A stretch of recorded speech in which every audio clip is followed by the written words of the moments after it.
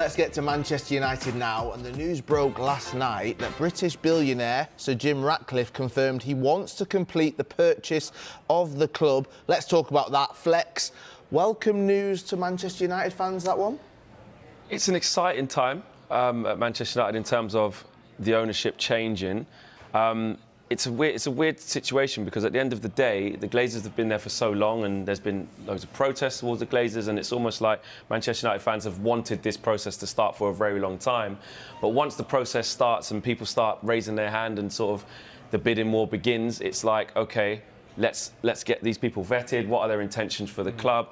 Sir Jim Ratcliffe obviously is Britain's Britain's richest man. You know, Ineos have huge revenues, but he's a Manchester United fan. That is very warming. That's very nice to know.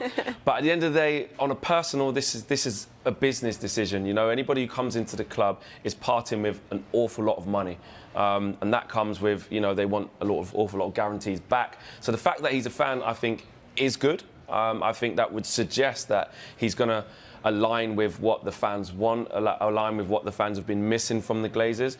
But in my opinion, I think it would be naive to just sort of jump in and automatically think that Sir Jim Ratcliffe is definitely the right option. I think what is more significant, guys, is the fact that actually now the process has well and truly started, and Sir Jim Ratcliffe is the first serious person to say, we have entered this race to buy Manchester United. That in itself is massive.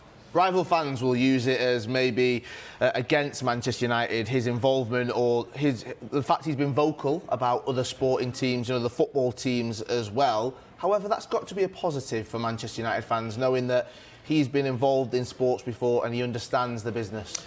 Yeah, I think it's one of those things, isn't it? It's 50-50.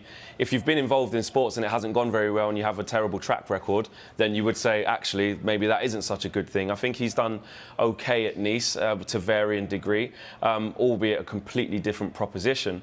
I think the fact that he does support the club is good, like I said, but the fact that you look at Nice and they're a much smaller club than Manchester United. It doesn't necessarily transfer into if you do a good job or bad job at Nice, then you're definitely going to do a good job or bad job at Manchester United. I just think the main thing that Manchester United need to get right is the fact that Manchester United fans have wanted the Glazers to come away from the club for so long. We can't mess this up. You can't just go for the first person who puts up the money. You can't just go for the person who you think is going to be the best suited just because they support the club. It's got to be a thorough process, whatever their background is, however much money they are able to put to the table. You look at what the Americans done, you look at what Todd Bowley's doing at Chelsea. Manchester United fans can look at that and say, when it gets to the summer, I know we're looking at Chelsea's strategy and might not agree with it, but that sort of money and that sort of spending, let's have some of that. The training ground, the infrastructure of the youth team, the women's team, the infrastructure around Old Trafford and the generic area. Look what Manchester City have done. It's unbelievable what they've done just for the whole area of East Manchester. So I think these are all things that need to be taken into consideration.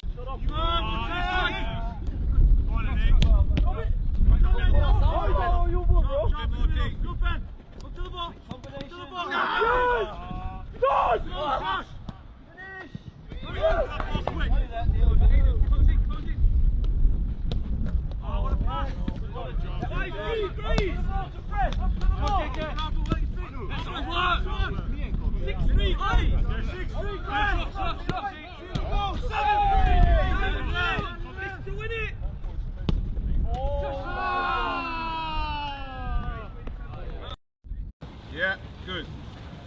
And the other way. Shift up. Good, coming from the other way. Working left to right, spinning on your left shoulder, inside.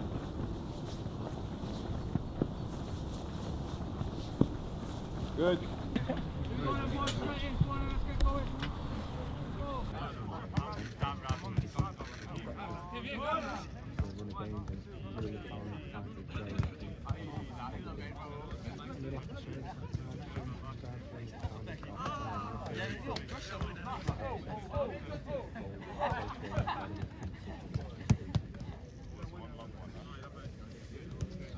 Marcus Rashford is sending a powerful message to the football world, and Manchester United fans can finally feel the belief returning to Old Trafford again. After months of pressure, criticism, and endless doubts, Rashford has responded in the strongest way possible with explosive performances, fearless attacking football, emotional passion, and unstoppable confidence.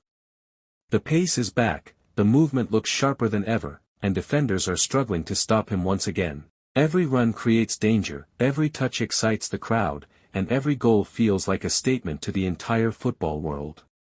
Supporters now believe this could be the beginning of a dangerous new era for Manchester United as Rashford steps forward as both a leader and match winner. His mentality, energy, and hunger to succeed are transforming the team's confidence on the pitch. Rival clubs are beginning to notice the warning signs because a fully confident Marcus Rashford changes everything for Manchester United this season.